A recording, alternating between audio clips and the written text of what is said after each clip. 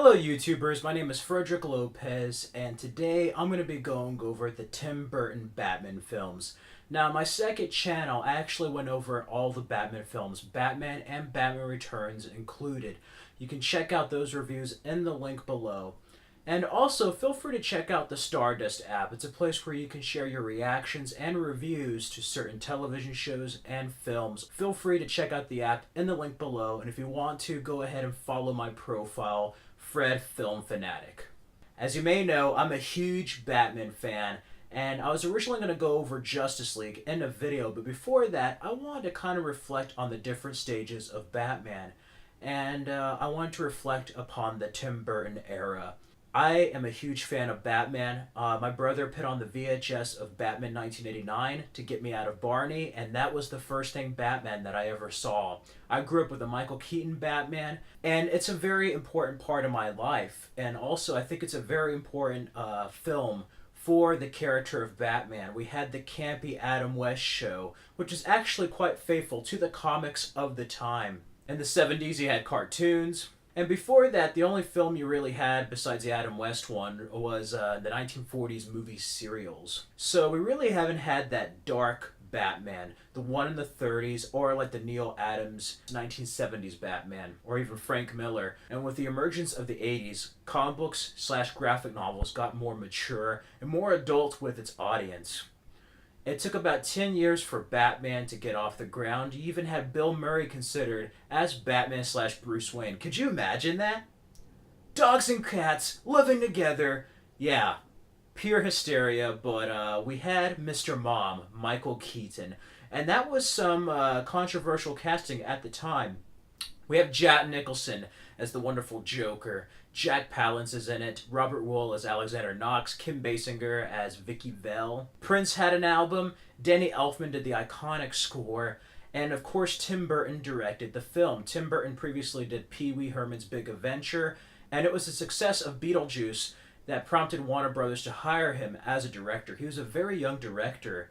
And he really introduced a different type of Batman. This wasn't the one that has pow, kabam, and all that stuff. No, this was the Dark Knight, the emergence of the Dark Knight. And even though it's a bit dated in the 80s, I still feel it is the most important Batman film. Without this, you may not have the modern blockbuster. I think there's two stages. I know you had Superman the movie in the late 70s in 1978, but without Batman, you wouldn't have had other films like The Rocketeer, The Shadow, The Crow, Darkman. That emergence of superhero films in the early to mid-90s. And then there's a second era where Men in Black, Blade, X-Men, Spider-Man came through that really helped create and shape the modern superhero climate we're in right now. But I feel like without the success of Batman being a major blockbuster, we may have never had the modern superhero film. The only other film that made me feel the way that Batman 89 did was Spider-Man in 2002.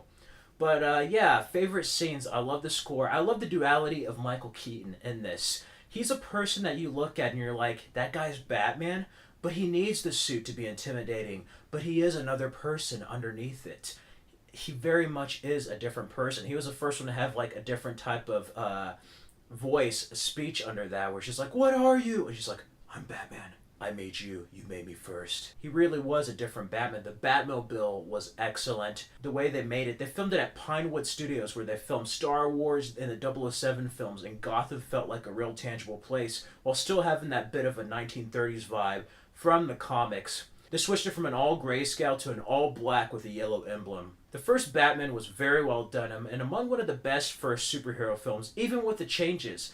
Joe Chill doesn't kill Batman's parents, it's the Joker, Jack Napier. But I love that backstory. It did create a certain rift and formula for the superhero genre at the time, with like the villain being the person who killed the hero's parents and the villain's basically dying. It wasn't until the Christian Bale movies and some of the Schumacher ones, and maybe Returns with Catwoman, that you had the villains live. It was unprecedented to have a villain get killed off like that. And yeah, this was still a very dark film. I love the finale, the part with the Batwing. So much was influenced by this, not only in the blockbuster superhero genre, but also Batman. The animated series would not exist without this film. You may have never had the other films made, going on to Dark Knight or even to Arkham Asylum video games. There's a lot based on the comics, but this was really an important Batman film.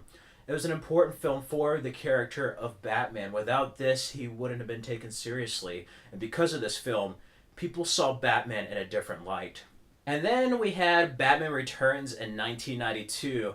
Now, even though it's a sequel to Batman, it kind of feels more like the 90s Batman than the 30s. Very much a homage to the 1990s. Michelle Pfeiffer slays as Catwoman. She is amazing. Danny DeVito is actually a really good Penguin. It's just he's very grotesque. The first Batman was directed by Tim Burton, but I have to say, Batman Returns is totally a Tim Burton film. It feels more like Tim Burton had a stamp on that. And ultimately, it suffers from sequel-itis for trying to do too much and being gratuitous for the sake of it without story. And because of that, it kind of upset some parents, McDonald's advertisement, and really, without Batman Returns being so dark, we may have never had Batman Forever or Batman and Robin. And I feel like the downfall of Batman started with this film. Because Batman Forever and Batman and Robin were lighter, but you wouldn't have had that without the mistakes of Returns. And it was almost like a domino effect of gradually getting lighter and lighter to the point of camp that we saw in Batman and Robin. However, I feel like it's a misunderstood film. It's aged much better now, and it's taken more seriously. People are more accepting to a darker Batman. And the way that people were kind of more accepting to Timothy Dalton as 007. He was kind of a darker, more edgy 007 like Daniel Craig's, really more back to the early days of the character. But I feel like with the passage of time, those are two type of characters in films that really get more love than maybe when they first came out. It still feels like a Batman film. Michael Keaton still gives a great performance. You have Max Schreck played by Christopher Walken. Yes, Max Schreck was the actor who played Count Orlok in Nosferatu. But yeah, it wasn't the best sequel, I would say. It still had its moments, though. Tim Burton did have a stamp. Danny Elfman's score was even better, and you can definitely tell that maybe it influenced a lot with not only the animated series coming out the same year, but the Arkham video games, especially when you play Batman Arkham City. There's a lot of influence from that. I love the duality of Bruce Wayne and Selina Kyle, their relationship, where it's just like, Selina, we're the same, split, right down the center. I love that part of Christopher Walken's like, shut up, you're going to jail. It's like, Bruce Wayne, why are you dressed up like Batman? And he's like, because he is Batman, you moron. That famous scene with the dance, so much has been influenced from that one scene. And going over these two films, you would have never had the modern blockbuster, but Batman was really shaped by the first two Tim Burton films. Even in some of the later films, even though they've really went down in quality, the first two are very solid films onto themselves. And even though it's a continuation of 89, they both feel very different. That can be both a pro and a con with these two films, but I love these films and I wanted to reflect upon their place in history. They very much shaped the house of Batman. Without the success of these films, you would never have had the sequels. Despite the dead time, you may have never had Christopher Nolan's films or anything we know of Batman today. He wouldn't be serious. And because of that, these are two special films and two important films.